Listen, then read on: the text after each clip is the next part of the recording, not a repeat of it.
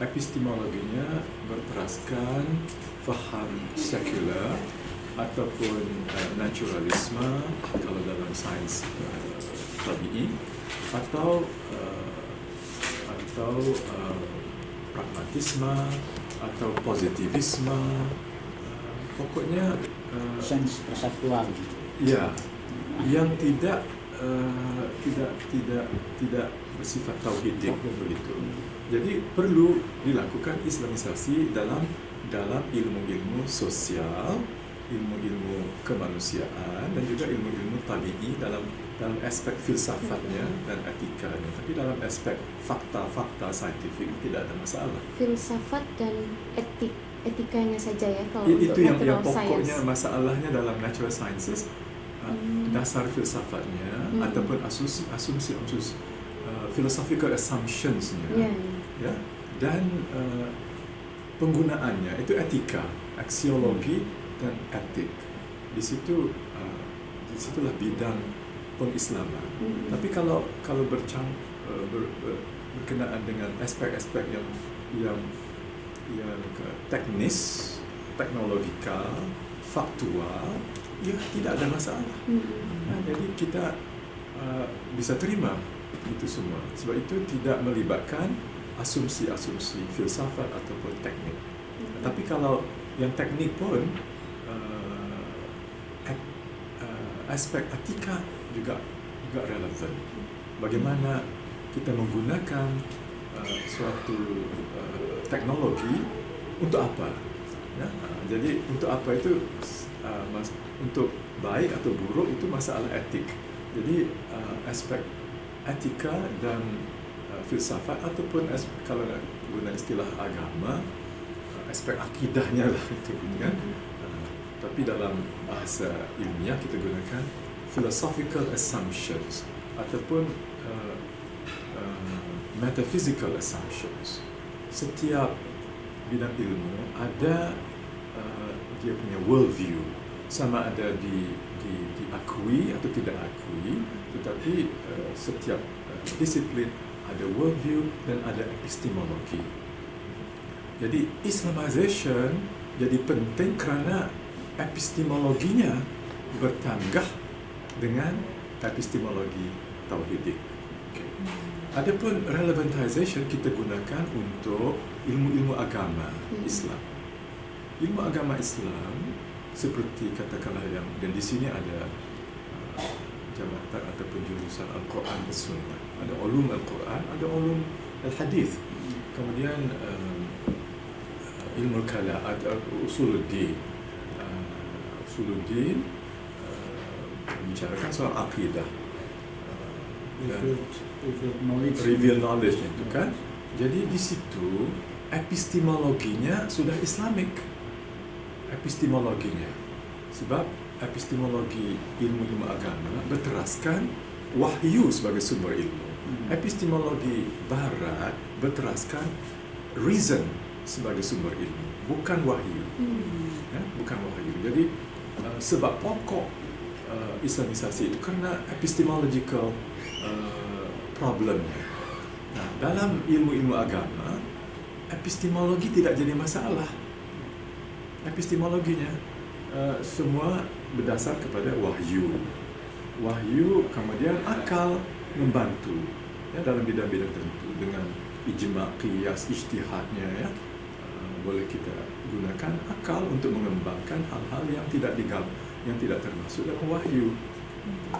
Jadi saya sengaja pilih relevantization untuk ilmu-ilmu agama, soalnya bagaimana ilmu-ilmu yang dikembangkan dalam bidang disiplin-disiplin agama Islam itu boleh menjadi penyelesaian masalah, problem solving dalam hidup sekarang ini. Jadi itu bagaimana merelevankan ajaran agama itu. Jadi ini suatu bidang memerlukan inovasi, memerlukan kreativiti. Ya, kalau tidak ilmu agama itu berada dalam kepompong yang historis yang tidak relevan. Teosentris ya Pak? Ya? Teosentris. Jadi hanya teosentris mungkin itu semacam satu, itu. ataupun ya kita hanya mempelajari hal-hal yang sudah dipelajari ulama silam yang tidak relevan sekarang ini kan. Nah, jadi umpamanya katakanlah al-farq wal firaq. Itu kalau dipelajari cara lama dikajilah sek yang muncul pada waktu itu. Sekarang ini bukan hal itu yang penting. Sekarang ini ialah ideologi-ideologi ya, yang sosialismenya, komunismenya, liberalismenya kan, yang tidak wujud zaman silam. Nah, jadi artinya ilmu agama harus mengalami islah dan tajdid. Nah, ini Muhammadiyahnya lah. Kan? Kemuhammadiyahan ialah islah dan tajdid. Ya. Jadi ilmu agama harus ada tajdid dan islah. Malah juga harus ada modernisasi, tahdits dalam pengajaran, bukan dalam akidah.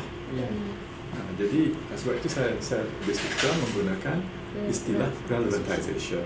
Tapi tidak berarti tidak berlaku juga islamisasi kalau ada ilmu-ilmu agama yang bercanggah, yang umpamanya sekarang isu besar di Indonesia, katakanlah pluralisme agama. Ya? Pluralisme agama, kalau kita faham pluralisme agama itu sebagai ya mengiktiraf adanya perbedaan dalam agama, tidak ada masalah. Tapi kalau dikatakan bahwa semua agama adalah sama dan Islam tidak suatu yang istimewa, ini sudah bercanggah.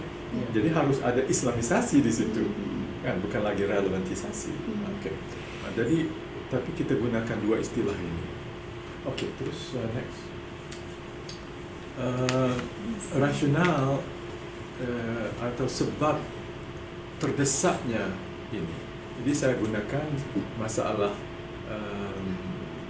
masyarakat Islam yang kondisinya sangat memalukan. Okay?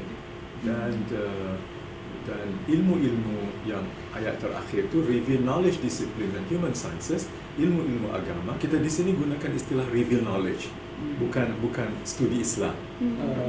Reveal knowledge. Sebab kita bagikan ilmu pada dua cabang. Satu ialah reveal knowledge, ilmu yang diwahyukan oleh Allah.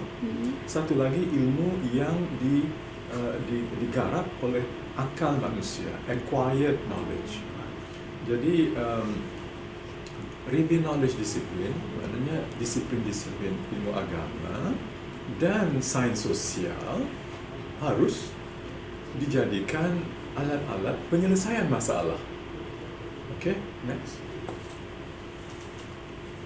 Ini kenapa islamisasi? Karena ilmu-ilmu sosial, ilmu kemanusiaan yang kita pelajari di negeri Islam datangnya dari Barat. Dia bermula dengan Islam, tapi karena kita tidur dan tidur panjang, Barat mengambil, Barat mengembangkan, mencuri, tidak mengakui kan? Dia tidak mengakui. Tapi ilmu itu apalagi di zaman Enlightenment berdasarkan pandangan hidup ataupun worldview sekular.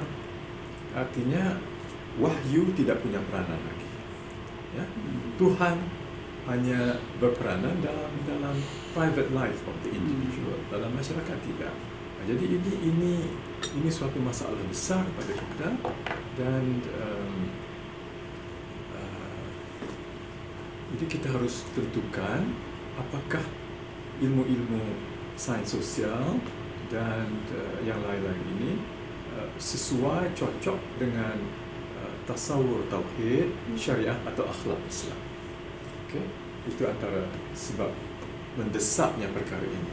Cuma kita tidak gunakan istilah integrasi, kita gunakan ya, sebab kita bedakan sedikit antara islamisasi dan integrasi. Integrasi penggabungan secara umum ya, antara ilmu wahyu dan ilmu-ilmu kemanusiaan yang mana penggabungan itu tidak menimbulkan masalah. Tapi kalau kita umumkan integrasi sebagai suatu keperluan tanpa sebarang filtering, ya, tidak ada filter, itu akan jadi masalah. Sebab ada konsep-konsep, teori-teori, ilmu psikologi yang bertentangan dengan psikologi Islam. Jadi kalau penggabungan itu, integrasi itu, berarti kita mengintegrasikan aspek-aspek, elemen-elemen, unsur-unsur yang tidak bercanggah, yang harmoni. Yang tidak harmoni tidak boleh diintegrasikan. Umpamanya dalam ekonomi barat, riba base. Jadi dengan ekonomi Islam tidak riba base, mana tak bisa integrasi aspek pengamalan riba, tapi aspek pengurusan yang modern, manajemen yang efisien, yang kita boleh belajar dari barat, itu okey, kita ambil itu. Jadi itu bagi saya integrasi harus kita ada sedikit kondisinya, condition for integration. Adapun Islamisasi itu ada pengaruh, itulah yang perlu disesuaikan dengan epistemologi tauhidik. Okey, terus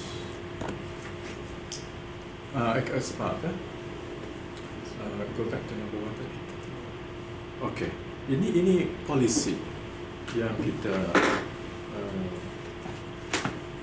polisi, inilah yang dalam buku kita yang ini kan, polisi. Kita sudah sebagaimana disebut oleh Dr. Akmal tadi, baru tahun yang lalu kita dapat terbitkan polisi, kerana sebelum itu tidak ada polisi.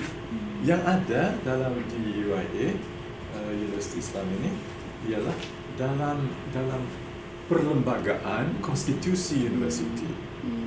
Ini Memorandum and Articles of Association, atau ini istilah legalnya, tapi istilah umumnya ialah constitution. Perlembagaan, konstitusi. Di Indonesia panggil apa? Lembaga. Bukan lembaga. Konstitusi undang-undangnya. Undang-undang. Oh, undang-undang. Kalau peraturan.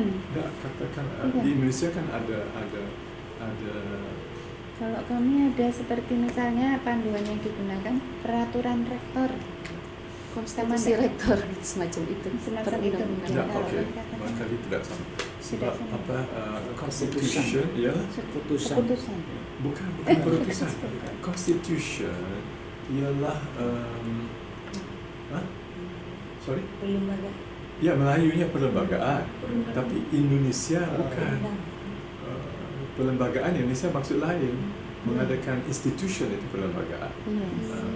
Jadi di sini constitution, kan Indonesia ada isu waktu nak buat pengisytiharan kemerdekaan, timbul isu preamble kepada apa? Kepada yang Menjalankan tujuh Islam. istilah kalimah itu kan, itu preamble kepada Piagam. piagam. Piagam. Itu piagam Jakarta. Iya, piagam Tetapi Jakarta. piagam Jakarta sebagai preamble. Tapi isi kepada itu disebut apa? Konstitusi. Dasar-dasar. Undang-undang dasar. Undang-undang dasar. Okey. Istilah nak cari itu. Undang-undang dasar. Ya. Tolong take note. Undang-undang dasar. Very important. Memorandum. Okey. Undang-undang dasar. Jadi ini sudah ada dalam undang-undang dasar. Satu, filsafat ilmu, philosophy of knowledge. Itu kalau kita ada beri satu naskah diberikan, sudah ada philosophy of knowledge-nya.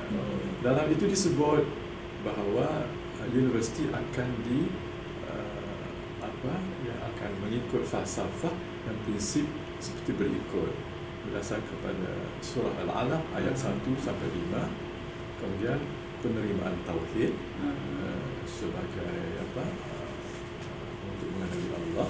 Kemudian ultimate source of knowledge, sumber ilmu yang tertinggi, ialah menerima Allah sebagai Al-Khaliq dan juga sebagai Rabb untuk manusia. Dan keempatnya, bahawa pengembangan ilmu adalah satu amanah daripada Allah, dan harus disesuaikan dengan tujuan Allah menjadikan alam ini. Kemudian yang kelima, ilmu harus digunakan oleh manusia sebagai hamba dan khalifah di muka bumi sesuai dengan kehendak Allah. Yang keenam, pencarian ilmu adalah suatu ibadah. Dan yang akhir sekali, universiti, karakter universiti, sifat universiti itu Islami dan antarabangsa. Itu filsafat universiti, the philosophy of university sudah ada dalam undang-undang dasar. Okay? Kemudian wawasan, vision pun disebut inspired by the worldview of Tauhid dan sebagainya. Universiti bertujuan untuk menjadi sebuah pusat kecemerlangan pendidikan yang untuk mengembalikan semula peranan umat Islam yang progresif dan dinamis. Ini juga Muhammadiyah lah ni, in all branches of knowledge, dalam semua cabang ilmu. Itu vision. Kemudian mission. Bapak sudah diberitahu tentang ini belum? Belum. Okey. Nanti kita dapatkan. Nanti you can get a copy later. Kemudian misi.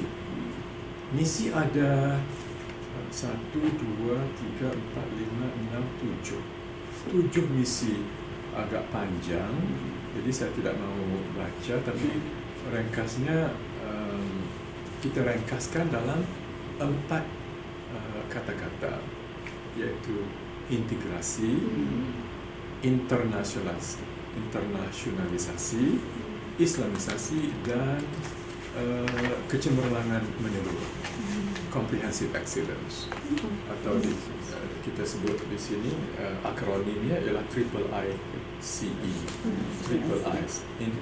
Integration, kan berkaitan integrasi ada, internationalization, Islamization, comprehensive excellence. Jadi kalau nak lihat secara detailnya, misinya agak panjang, memakan waktu lah.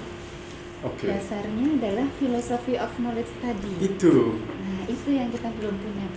Falsafah ilmu itu. Falsafah ilmu sudah ada dalam undang-undang dasar. Masalah kita di sini ialah pelaksanaan, operationalization. Ini makanya wujud sentris dan sebagainya, sebab selama ini ada hal-hal, ada faktor-faktor yang menyebabkan kenapa misi-misi ini dan filsafat ini tidak terlihat sepenuhnya dalam universiti, kan? Tapi sekurang-kurangnya undang-undang dasar sudah ada. Okay. Kemudian objeks yang menjadi tujuan universiti disebut juga to provide foundational, undergraduate, postgraduate and other programs with Islam as the guiding principle in the formulation. Jadi sudah jelas di situ. Kemudian yang ketiga, to establish the primacy of Islam in all, untuk menegaskan keunggulan Islam dalam semua bidang ilmu pengetahuan.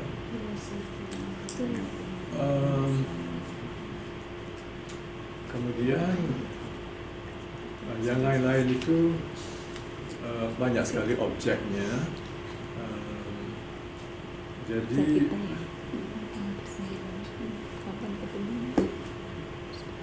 baik, yang isinya kalau dalam undang-undang dasar ini ialah peraturan-peraturan undang-undang untuk universiti, ya. Yang lain-lain itu perkara biasa, semua universiti ada seperti ini. Tapi yang menjadi preambulnya itu, yang menjadi piagam Jakartanya itu, yang filsafat, visi, misi, objektif. Tak perkara ini, alhamdulillah kita sudah ada. Okey, terus. Okey, sekarang dasar yang kedua ataupun polisi yang kedua ialah kita katakan Islamisasi adalah fondasi semua strategi universiti. Okey, terus kemudian yang ketiga, sebagai sebuah universiti Islam antarabangsa, universiti akan menggalakkan, mempromosi dan melaksanakan misi Islamization, Islamicization, and integration. Ya. Untuk apa? Apa tujuannya?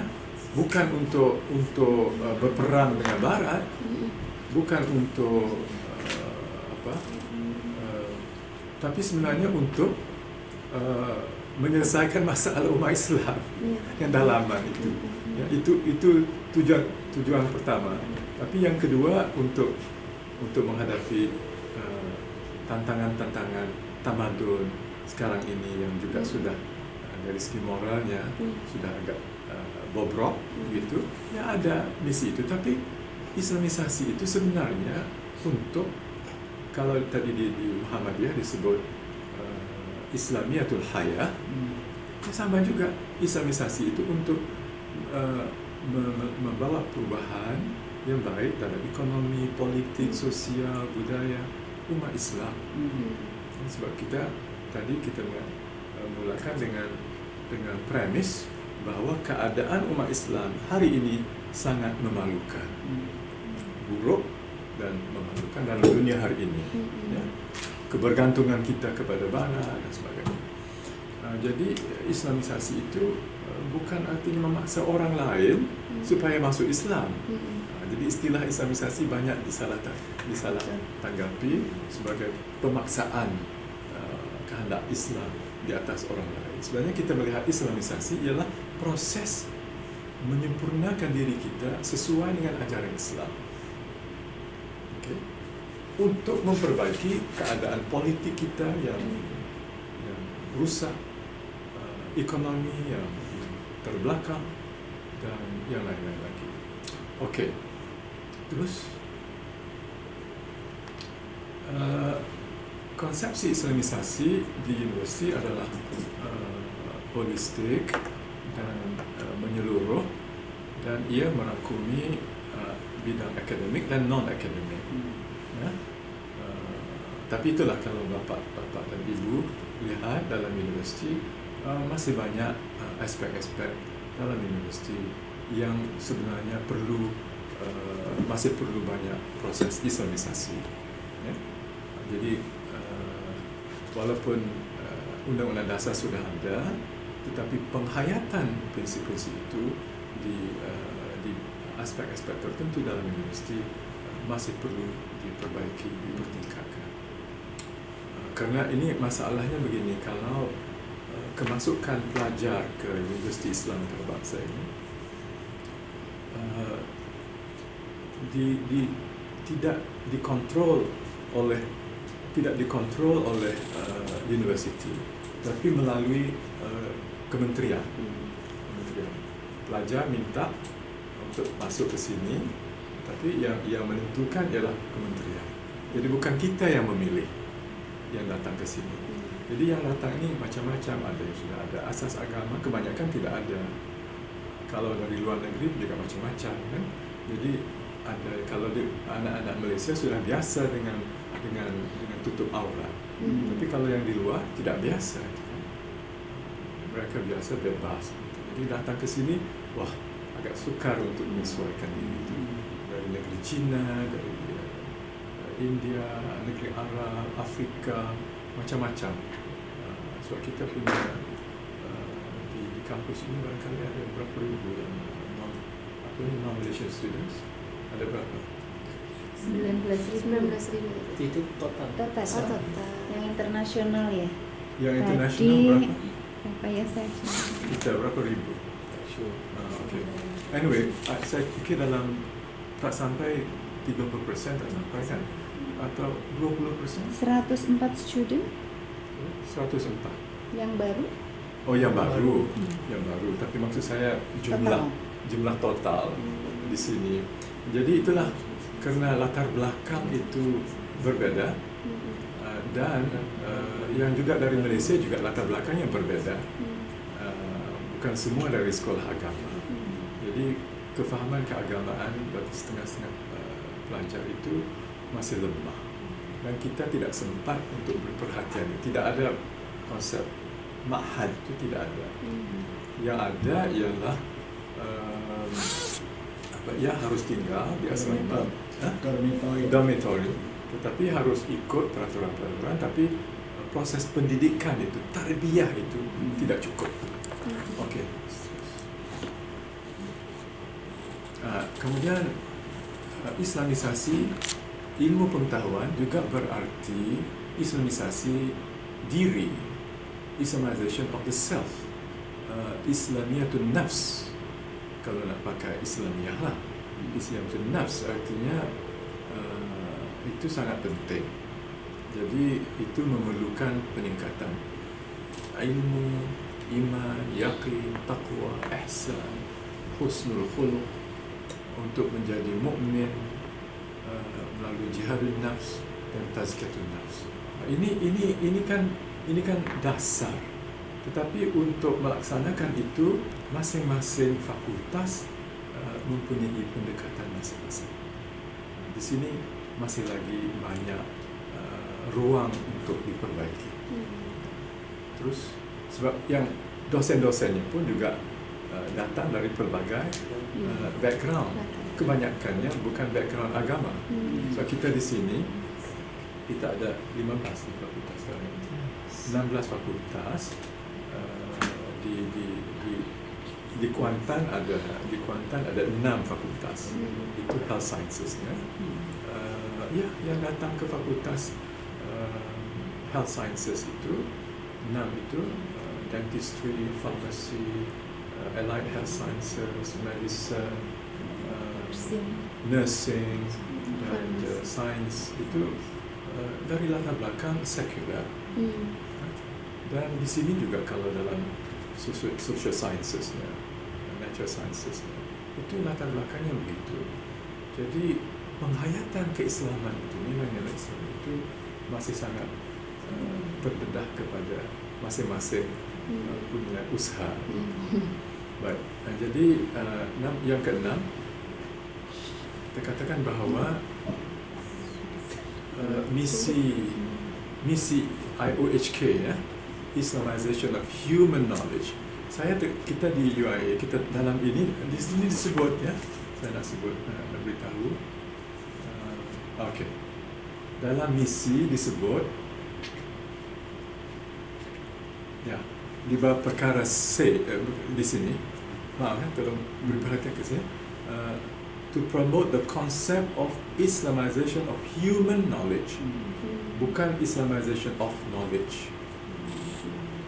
Bukan Islamization of knowledge, tapi human. DUIA. Karena begini,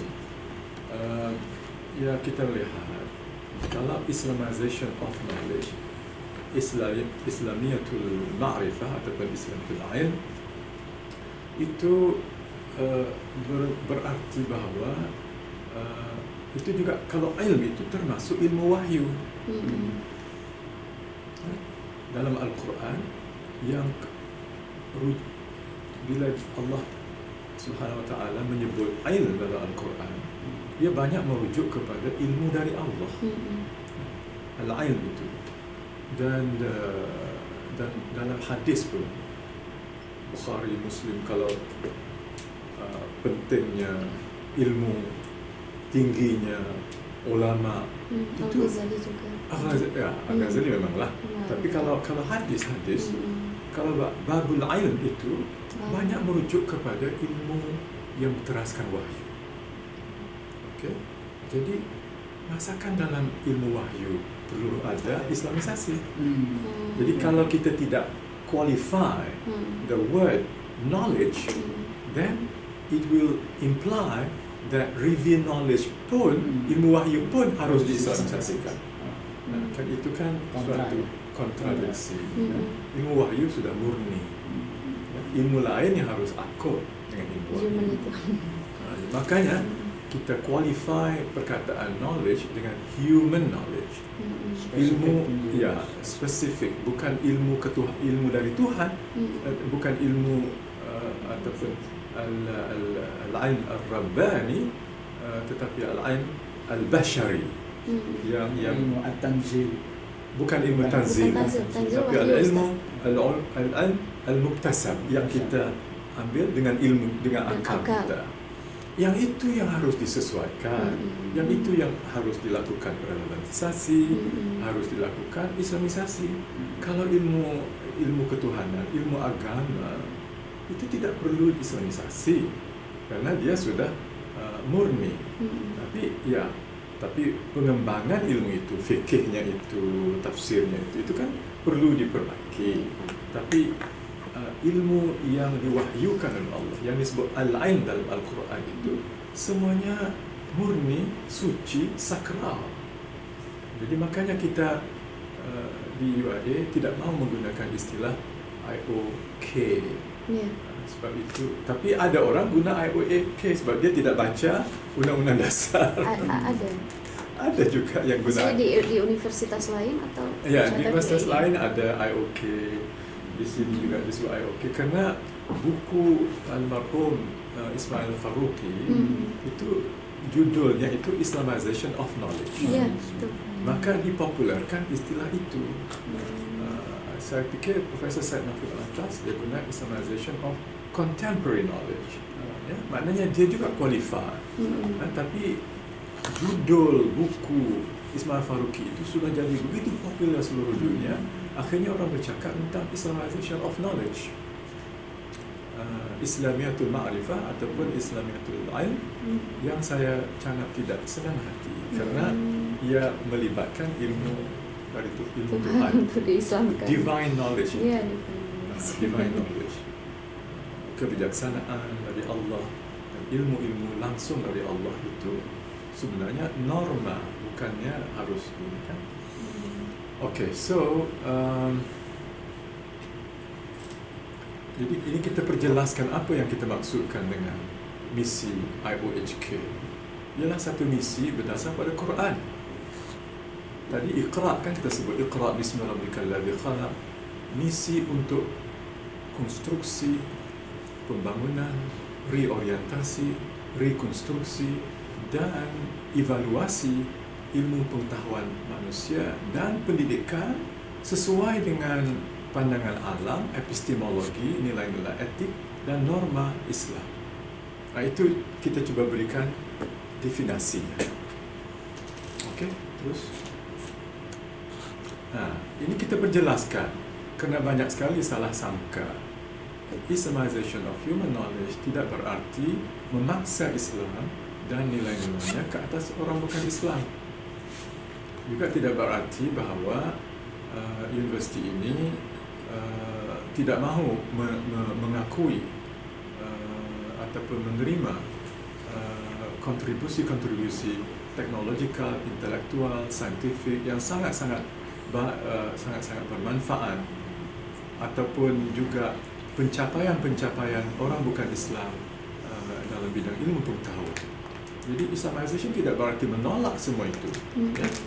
Sebab itu saya gunakan Islamization. Tapi harus kita terima berdasarkan ruh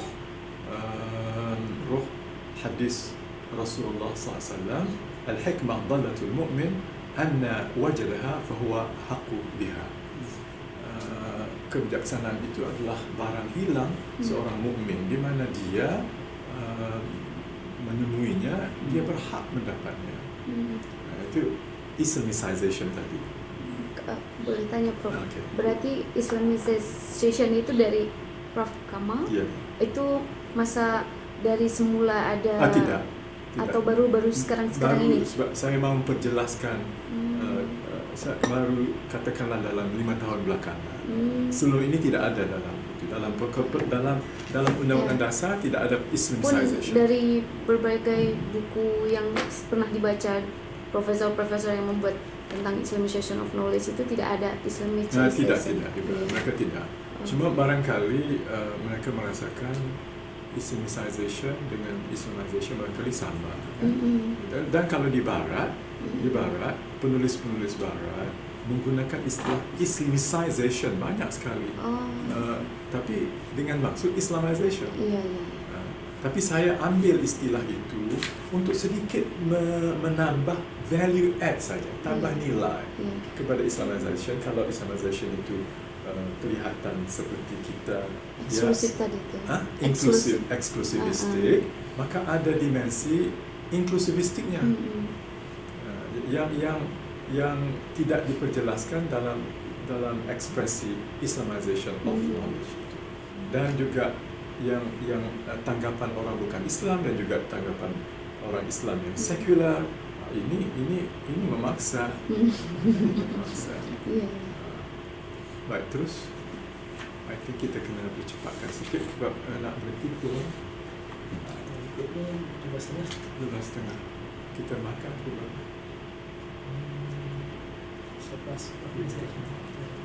Okey, jadi ini kalau ini yang ke-8, dasar yang ke-8 berkaitan dengan ilmu-ilmu keagamaan Islam, atau di istilah di sana apa ya?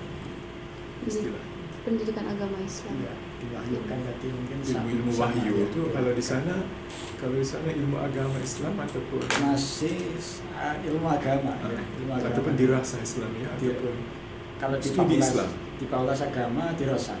Dirasah. Jadi dirasah Islamiyah, saya katakan tadi, dia tidak sebenarnya melibatkan, tidak memerlukan Islamisasi karena epistemologinya sudah Islamik.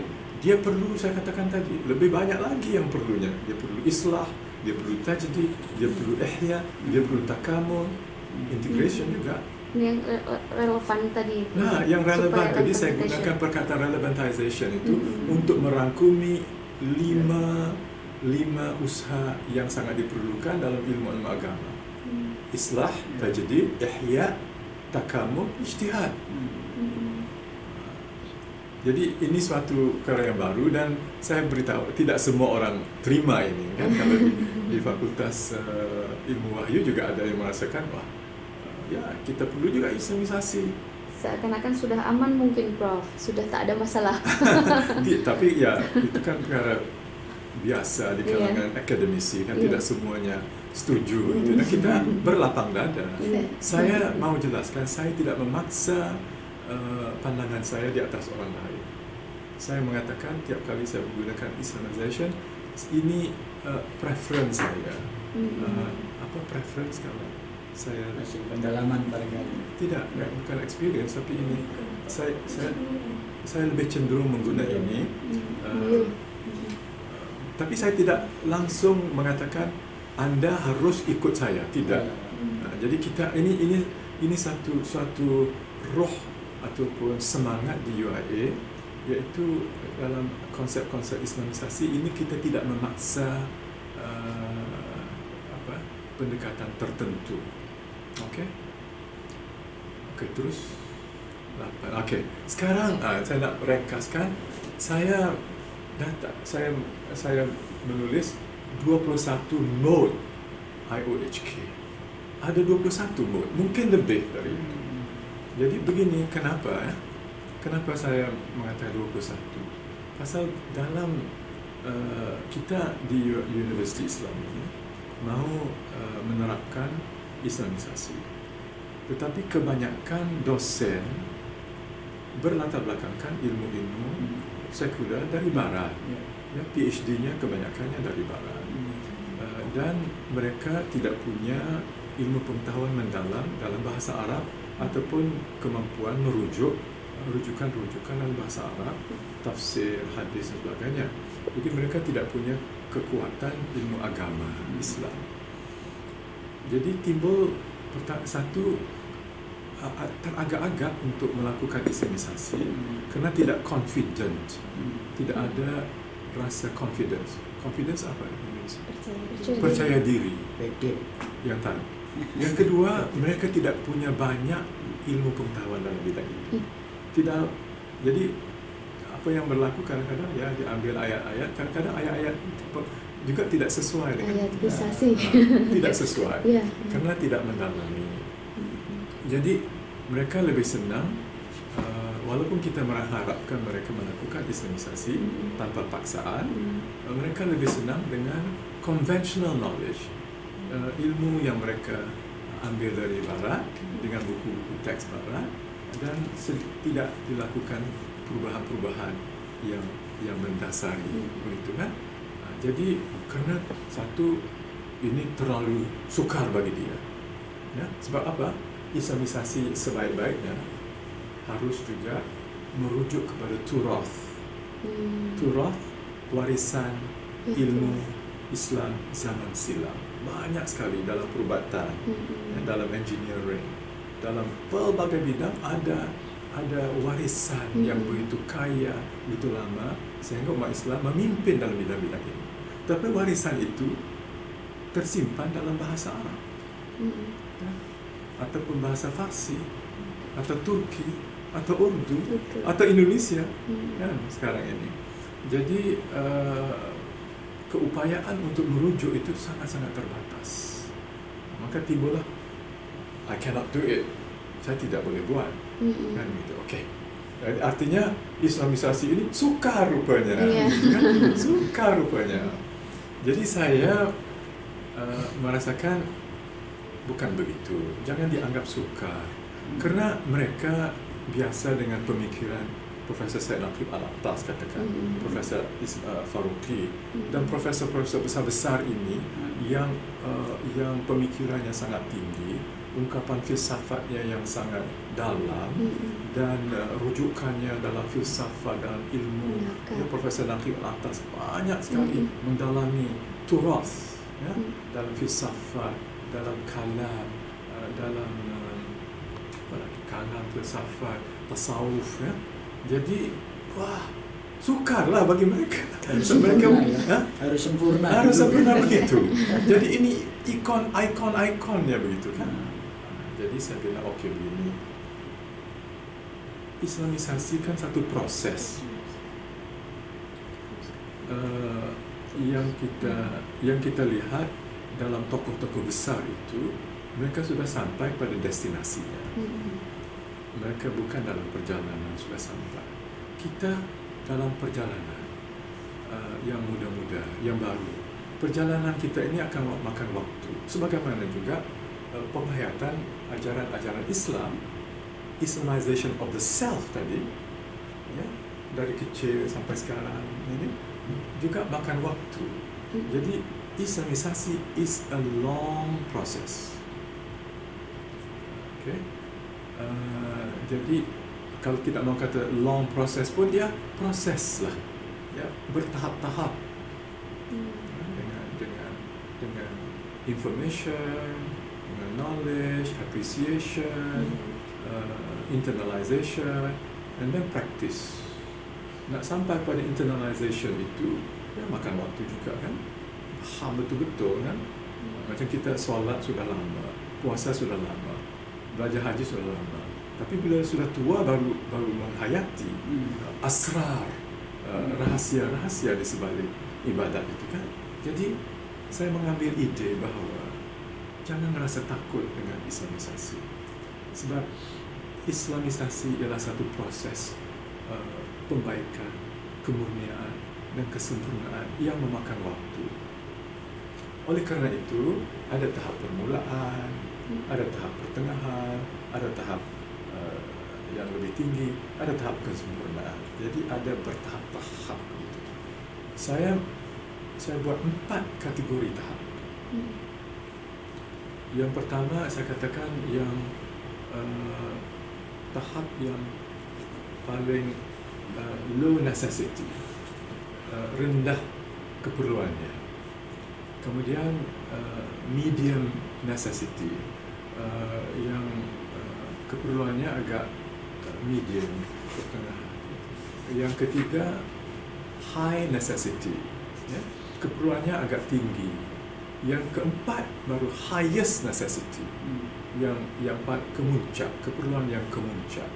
Kalau dalam bidang ilmu, yang paling kemuncak ialah rekonstruksi ilmu itu secara utuh.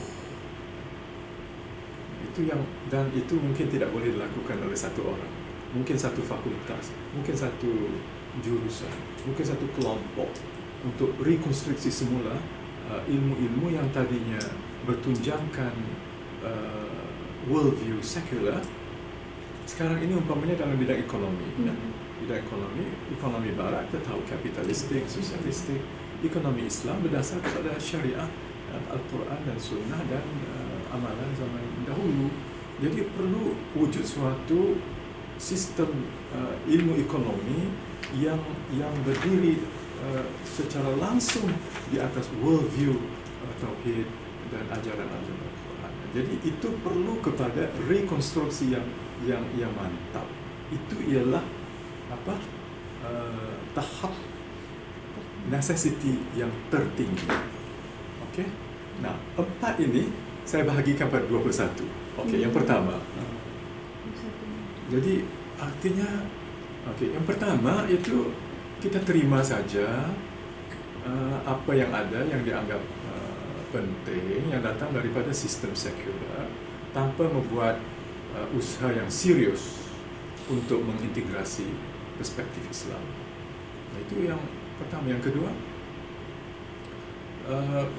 kita bikin research ataupun publication, consultancy ataupun khidmat masyarakat sesuai dengan serasi dengan worldview Islam. Itu okey. Yang ketiga, ini enjoining, kita menganjurkan, adopting apa yang dianggap baik dalam ilmu-ilmu konvensional. Setelah kita lakukan analisa yang serius, dia kalau lihat ini ada progression dari yang rendah kepada yang tinggi, akhirnya yang paling tinggi begitu. Jadi dari 1 sampai 21. Jadi supaya nanti waktunya mendesak sekarang ini, supaya nanti dosen-dosen akan merasakan, ya saya baru di tahap 1, baru 2, enggak apa-apa. Kita harus bagaimana meningkatkan itu. Ada yang sudah tinggi begitu. Jadi inilah barangkali indeks nanti, Islamization Index akan melihat. Wallahualam, saya tidak tahu apakah indeks itu dapat melihat di mana orang ini di mana, itu dosen-dosennya di mana. Itu di level fakulti atau di mana? Di fakultas. Ya, ketiga, 4. Nah, ini sudah melakukan improvisasi, ya. Kemudian kelima, sudah memberikan deskripsi yang objektif, yang sesuai dengan Islam lah. Itu harus baca seluruhnya lah. Lagi terus 7. Ini ada koreksi. Kan tadi kalau integrasi yang di Indonesia itu, apakah ada koreksi nggak dalam integrasi itu? Atau diintegrasikan saja, digabungkan modern psychology dengan ajaran Islam, ataupun sebelum digabungkan ada koreksi di mana perlu koreksi? Saya kira belum mampu untuk koreksi. Kelemahan pada penguasaan turasnya itu. Juga barangkali ini masalahnya, kita mengajar ilmu sosial, katakan sosiologi, psikologi, antropologi, sains politik, komunikasi, kalau tidak ada pendekatan yang kritis dari perspektif, sama ada perspektif indigenous, pribumi, atau perspektif Islam, indigenization, Islamization, ada 2 perspektif terhadap ilmu barat, maka ilmu itu diambil seadanya begitu, dengan aspek-aspek yang bercanggah dengan Islam. Psikologi katakanlah, kalau ambil teori Freud katakan, ya, ataupun yang lain-lain lagi, sebagaimana adanya, lalu dipelajari juga yang Islam, mau digabungkan nggak bisa kan? So Freud tidak percaya pada Tuhan, maka psikologinya tidak ada, psikologi rohani tidak ada kan? Jadi integrasi itu harus ada koreksi, tapisan, filtering harus ada. Okey, jadi kita mau buang Masya Allah. Sila. Masya Allah. Akbar. Ahlan wa sahlan. Sila.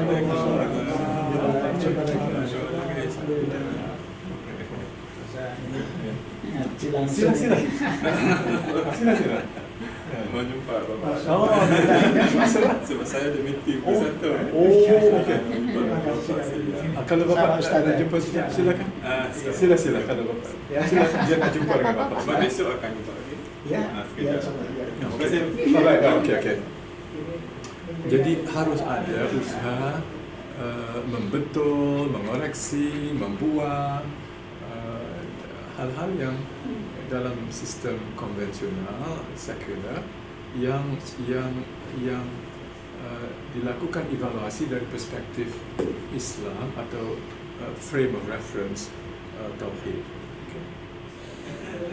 Kemudian ada juga orang melakukan comparing, contrasting. Ada juga banyak dosen di sini yang melakukan perbandingan. Itu juga kita diterima sebagai satu usaha, satu mode Islamisasi, kan? Tapi tidak begitu tinggi. Okay, next. Ini lebih tinggi, menyampaikan perspektif Islam dalam ilmu manusia yang didirikan di atas worldview, yaitu teologi, ontologi, kosmologi, epistemologi, aksiologi, antropologi, ethics, kerohanian, Islam. Ini lebih tinggi. Terus serious critiquing, kritik yang serius juga tinggi ini. Terus kemudian integrasi, memasukkan, menginjeksi di mana perlu hal-hal yang berkaitan dengan akidah ataupun dari warisan Islam dalam aspects of modern knowledge, the acceptable aspects of modern knowledge. Jadi kita masukkan dalam ilmu sains sosial, ilmu kemanusiaan, ilmu tabi'i ataupun profesional, dimasukkan sama ada hukum, norma, nilai, prinsip, ajaran yang berkaitan dengan akidah syariah. Okay, next. Ini lebih tinggi lagi. Ini kemampuan untuk melakukan ini tidak semua orang ada, dosen-dosen yang boleh menyanggah, membuang. Terima kasih, Prof. Baik. Okay, thank you. Salam, thank you very much. Salam.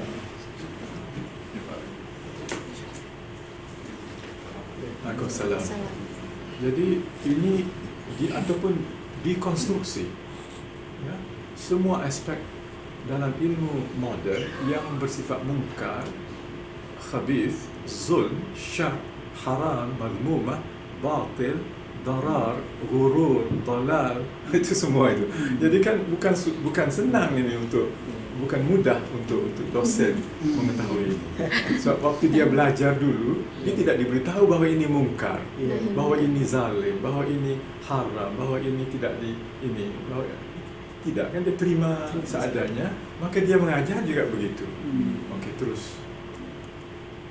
Ini membela pendekatan Islam. Terus ini reorientasi. Terus ini sintesis, mengharmonika atau memperkayakan. Kemudian terus ini sangat-sangat tinggi juga, yaitu membuat high quality research yang sesuai dengan worldview Islam. High quality research yang ini tinggi, ya. Research yang bernilai tinggi, tetapi yang berpandukan worldview Islam. Kita banyak juga research yang bernilai tinggi dalam bidang-bidang sains, kan, tapi tidak semestinya berpandukan nilai-nilai Islam. Terus ini keupayaan mengambil daripada turath tadi, ya, discover menghidupkan semula, mengoperasionalisasi, mereinterpretasi daripada warisan zaman silam. Ini tak semua orang boleh buat. Okey, terus kemudian ini juga sangat-sangat tinggi kan. Ini tahap keempat kan ya. Ini tahap keempat, new inventions, ciptaan-ciptaan baru dari segi toolsnya, machinesnya, tekniknya, sistemnya, teknologi, gadgets yang punya nilai ekonomi tinggi. Okey, 19. Rekonstruksi juga sangat tinggi. Membangun semula ide, sistem, metod, disiplin, kultur, amalan berdasarkan worldview, epistemologi, nilai Islam. Okay, based on to should be small, small big. We change that. Yang ke-20 ini konstruksi baru, ini cabang-cabang ilmu baru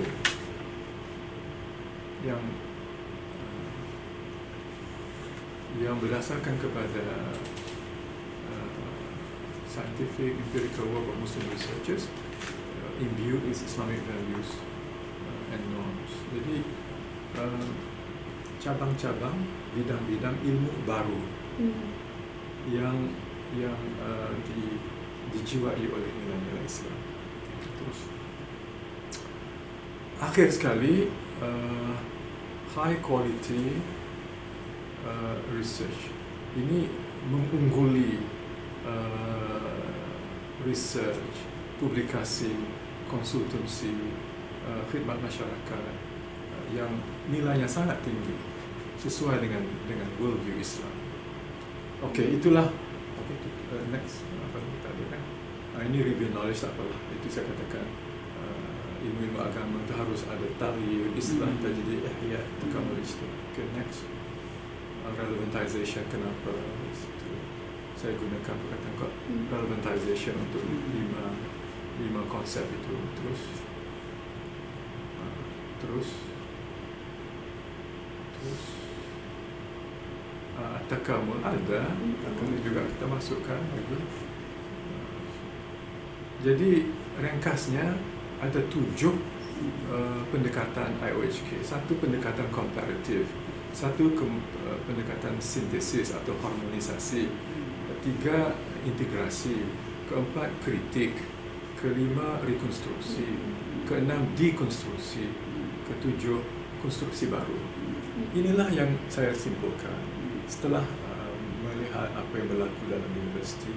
Jadi supaya orang merasakan bahawa Islamisasi itu bukan harus lompat dari 0 kepada 100 sekaligus begitu, tapi boleh bertahap-tahap.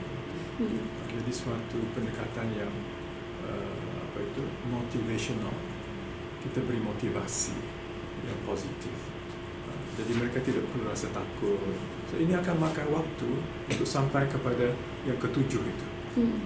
Yang paling mudah komparatif. Itu mudah. Kemudian integrasi. Tapi kritik agak sukar, rekonstruksi sukar, dekonstruksi sukar, new construction lagi paling sukar. Tapi itulah yang kita harapkan. Itulah sedikit sebanyak apa yang ingin saya sampaikan. Dan apa yang berlaku dalam universiti masih banyak lagi. Ada yang tahap komparatif, ada begini ya. Dan kita sebenarnya sebagaimana saya katakan tadi, walaupun sudah ada dalam undang-undang dasar, tetapi kerana universiti membesar begitu cepat sekali, dari 150 orang kemudian jadi 1,000, kemudian jadi 10,000, sekarang 20,000, begitu pesat sekali. Jadi dosennya pun tidak terlatih, student juga, ya, student jadi mangsa pada dosen kan. Itulah keadaannya. Begitulah. Aqulu qawli hadza wa astaghfirullah. Assalamualaikum warahmatullahi wabarakatuh. Kami merasa di recharge kembali, semangat kembali begitu. Mudah-mudahan Prof mendapatkan keberkahan, diberikan kesehatan, dan ini ilmunya menjadi ilmu yang manfaat bagi kami. Kami ingin Prof biar ada apa namanya dokumentasi bisa